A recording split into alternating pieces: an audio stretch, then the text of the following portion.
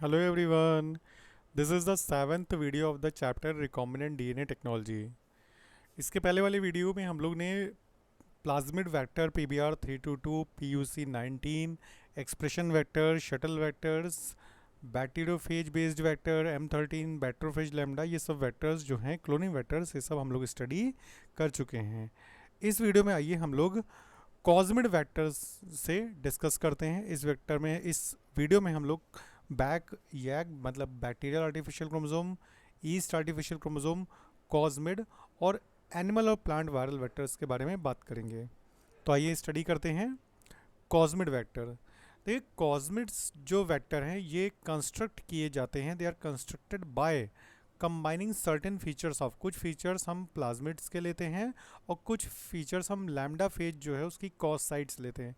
तो अगर हम प्लाज्मिड वेक्टर में फेज लैम्डा की कॉस साइड्स ऐड करते हैं तो उससे कॉस्मिड वेक्टर बनते हैं।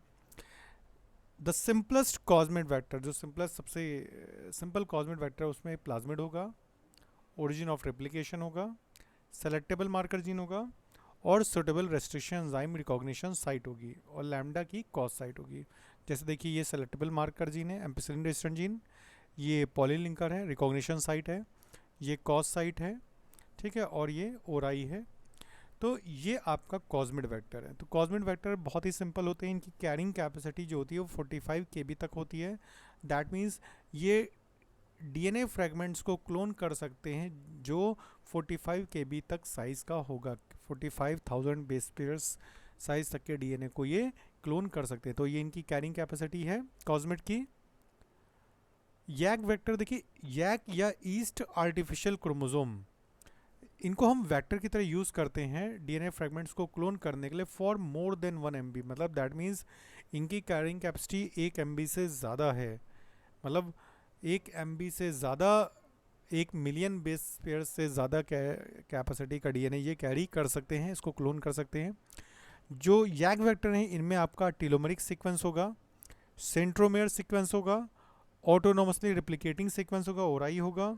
फिर और जो लीनियर क्रोमोसोम को रिप्लिकेट करने के लिए जो स्पेसिफिक फीचर्स होते हैं वो इस सेल में, वो इस वेक्टर में होंगे। देखिए यहाँ पे आपको दिख रहा है ये यैक वेक्टर है, इसमें मार्कर जीन है, marker A, marker B, ampicillin resistant gene है, इकोआर1, बैम H1 की रेस्ट्रिक्शन साइट है, ठीक है। तो दैट मीन्स इसमें वो सारे फीचर्स हैं जो क्लोनिंग वेक्टर में होते हैं।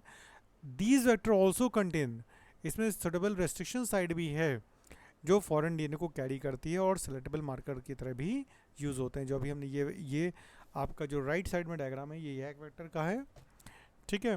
तो यैक वेक्टर मतलब ईस्ट आर्टिफिशियल क्रोमोसोम, इनका मेन फीचर क्या है, ये more than 1 MB size, that means ये वेरी लार्ज डीएनए फ्रेगमेंट को कैरी कर सकते हैं, उसको क्लोन करने की कैपेबिलिटी रखते हैं। इसके बाद बैक्टीरियल आर्टिफिशियल क्रोमोसोम आते हैं, बैक वेक्टर। देखिए बैक या बैक्टीरियल आर्टिफिशियल क्रोमोसोम, इन वेक्टर्स में रिप्लिकेशन के लिए जीन होता है, एफ प्लाज्मिड के मेंटेनेंस के लिए जीन होगा, सेलेक्टेबल मार्कर होंगे और क्लोनिंग साइट होगी, ठीक है। ये वेक्टर क्या करते हैं, ये 500 kb मतलब 1 MB का आधा, 500 kb तक की कैपेसिटी का ये डीएनए को कैरी कर सकते हैं। जीनोम सीक्वेंसिंग प्रोजेक्ट जो हैं जैसे ह्यूमन जीनोम प्रोजेक्ट है उसमें बैक और यैक का बहुत बड़ा रोल है। ये राइट साइड में आपका जो बैक वेक्टर इसका डायग्राम है, ठीक है। ये वेक्टर जो है 500 kbp साइज़ के डीएनए को कैरी कर सकता है। इसमें भी मल्टीपल रेस्ट्रिक्शन साइट्स हैं, इकोआर1 की, बैम H1 की, हाइंड 3, इन सब रेस्ट्रिक्शन एंजाइम की रिकॉग्निशन साइट इनके पास है। यहाँ पे देखिए कुछ कॉमन क्लोनिंग वेक्टर्स है, उनकी कैरिंग जो कैपेसिटी है वो दी गई है, उनका इंसर्ट साइज़ की वो कितने साइज़ के डीएनए को कैरी कर सकते हैं। तो जैसे प्लाज्मिड है इसका 0.5 से 8 kbp 1000 बेस पेयर को कैरी कर सकता है। बैक्टीरियोफेज लैम्डा 9 to 23 kbp के डीएनए को कैरी कर सकता है। कॉस्मिड की कैरिंग कैपेसिटी 30 to 40 जो भी हमने पढ़ी थी, अप टू 45 बेस पेयर तक होती है। बैक की 50 से 500 K B kilo base pair 1000 base pair तक होती है और यैक की 250 kbp से 1000 kbp, दैट मीन्स 1 MB तक की कैरिंग कैपेसिटी इसकी होती है आपकी यैक की। ये बहुत ही इंपॉर्टेंट है, इन सबको आपको याद करना है।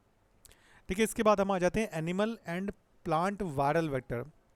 आपको पता है कि जो वायरस होते हैं वो एनिमल सेल और प्लांट सेल को ईजिली इन्फेक्ट करते हैं। तो ऐसे वायरस जो प्लांट और एनिमल सेल को इन्फेक्ट करते हैं, अगर हम उनको अपनी तरह से मैनिपुलेट करें और उसके थ्रू हम इंट्रोड्यूस कर सकते हैं फॉरेन जीन को प्लांट या किसी भी प्लांट या एनिमल सेल में। तो जो नेचुरल एबिलिटी होती है वायरसेस की कि वो किसी भी सेल के साथ एड्जॉर्ब हो जाते हैं, मतलब अटैच हो जाते हैं, फिर अपने डीएनए को इंसर्ट कर देते हैं, फिर वहाँ रिप्लिकेट कराते हैं, और इस तरीके से इन एबिलिटीज़ के कारण जो वायरस होते हैं एक आइडियल वहीकल होते हैं डीएनए को ट्रांसफ़र करने के लिए यूकैरियोटिक सेल में। तो हम क्या करते हैं, इन वायरसेस को एज अ वहीकल सर्व करते हैं, वो एज अ वहीकल उनका यूज़ करते हैं, जिसमें एक बहुत कॉमनली बेस्ड जो वायरल वेक्टर है वो है simian virus 40 SV40। Right side में देखिए डायग्राम है, ये सीमियन वायरस 40 है। It was first use in the first cloning experiment involve mammalian cells में। क्लोनिंग एक्सपेरिमेंट में SV40 वायरस को यूज़ किया गया था। A number of vectors based on the other type of virus, जैसे एडिनो वायरस हैं, papilloma virus हैं, ये जो वायरसेस हैं इन वायरसेस को भी यूज़ किया जाता है जीन्स को क्लोन करने में मैमल सेल में, that means eukaryotic mammalian cell में। तो एट प्रेजेंट इस समय रेट्रोवायरल वेक्टर जो है सबसे ज़्यादा पॉपुलर है जीन्स को क्लोन करने के लिए मैमल सेल में, क्योंकि रेट्रोवायरल वेक्टर जो है वो उसमें आरएनए होता है और वो ईजिली वहाँ जाकर के रिवर्स ट्रांसक्रिप्शन के थ्रू डीएनए बना लेते हैं। तो रेट्रोवायरल वेक्टर भी जो है वो सबसे ज़्यादा कॉमनली यूज्ड क्लोनिंग वेक्टर में आते हैं आपके वायरल बेस्ड वेक्टर। प्लांट्स के केसेस में आपने कुछ नाम देखने हैं, जैसे cauliflower mosaic virus, tobacco mosaic virus, Gemini virus.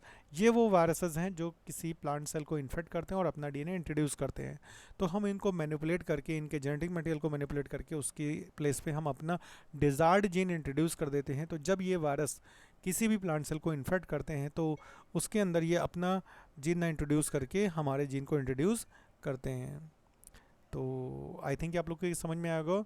इसके नेक्स्ट वीडियो में हम लोग जो होस्ट सेल हैं इनके बारे में बात करेंगे, जो होस्ट सेल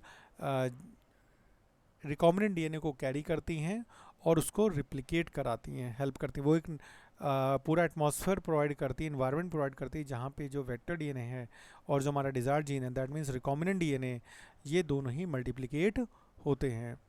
तो वीडियो अच्छा लगा हो तो वीडियो को लाइक करिए, कमेंट ज़रूर करिए और चैनल को सब्सक्राइब करिए। तो तब तक के लिए thank you all and have a nice day बेटा।